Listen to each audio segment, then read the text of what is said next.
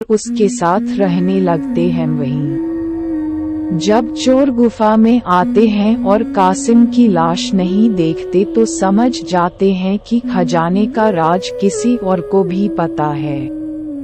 वह गांव में जाकर पता लगाते हैं कि कुछ दिनों में किसके घर में मौत हुई है। चोरों को अली बाबा का घर मिल जाता है। चोर ने उसके घर के बाहर क्रॉस का निशान लगा दिया, जिससे रात के समय उन्हें उसका घर समझने में आसानी हो।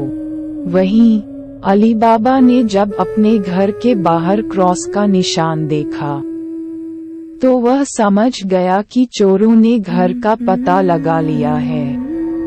उसने वैसा ही निशान सबके घर के बाहर लगा दिया। रात में जब चोर आए तो सबके घर पर वैसा निशान बना देखकर दुविधा में पड़ गए और वापस चले गए। चोरों का सरदार चुप चुप बैठने वालों में से नहीं था। उसने उस मोहल्ले में अपने आदमी को भेजकर यह पता लगवाया कि हाल फिलहाल में कौन शख्स वहां अमीर हुआ है। इससे उसे अली बाबा के बारे में पता चला। उसने उसका घर अच्छे से पहचाना और रात के समय में तेल व्यापारी बनकर उसके घर पहुंचा। वह अपने साथ तेल के 40 पीपों को लेकर गया, जिसमें 39 में चोर और एक पीपा में तेल था।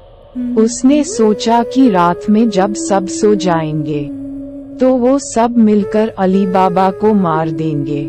उसने अली बाबा से दोस्ती की और रात को उसके घर पर ठहरने की इजाजत मांगी। अली बाबा ने उसको खाना खिलाया और रात को रुकने की इजाजत दे दी। अली बाबा की पत्नी को तेल के व्यापारी पर शक हुआ। उसने सारे पीपों को खटखटा कर देखा और वह समझ गई कि एक पीपा में तेल है और बाकी में आदमी है। उसने तभी एक तरकीब निकाली। उसने तेल वाले पीपे से तेल निकाला और गर्म कर बाकी पीपों में डाल दिया। सारे चोरों की मौत हो गई। रात में जब सरदार ने चोरों को निकलने का इशारा किया तो एक भी चोर बाहर नहीं निकला। उसने पीपों को खोलकर देखा तो सभी चोर मर चुके थे।